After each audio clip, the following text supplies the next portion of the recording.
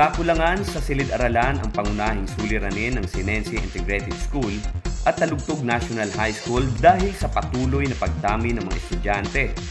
Remedyo nila rito ang hatiin ng mga classroom para lang may magamit at mapagkasya ang mga estudyante at ang iba naman ay ang gym ang ginagamit. Malaking hirap umano ang kanilang nararanasan dahil bukod sa hindi komportable ang mga estudyante ay naiinitan at minsan ay nauulanan pa. Kaya napipilitan silang mag-cancel ng kanilang klase. Unang-una, yung environment, mainit. Kapag mga panahon ng tag-init, talagang sobrang init. And of course, pag umaga, tinatamaan po talaga ng araw yung isang column or row ng mga estudyante. Kaya ang ginagawa po namin, iuusog pa namin ng pakanan para maiwasan namin yung direktang sinag ng araw. Ganon din po kapag mga tag-araw ay tag-ulan.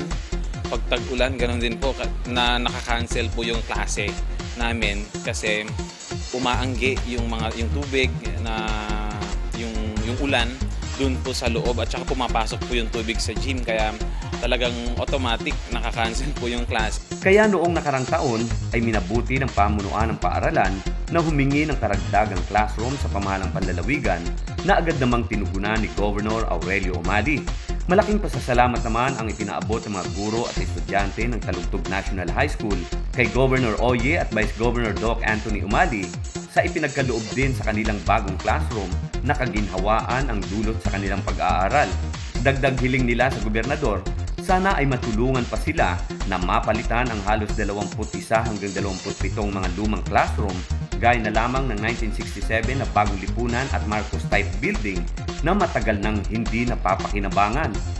Ang amin po sanang pakiusap ay maalis na po yung mga condemnable 21 rooms to 27 rooms na condemnable kasi noon pa po 1990s noon pong ang ilan doon ay mga Bagong Lipunan building, may Marcos type building pa po kami at yung sinasabi ko po na ibang mga building ay pwede pa naman pong gamitin kaya lang nasa uring condemnable po sila na kung papayagan po ng ating mahal na gobernador ay mapalitan na po sana ng 3-story building para po ma-accommodate po lahat na gustong mag-enroll po sa national.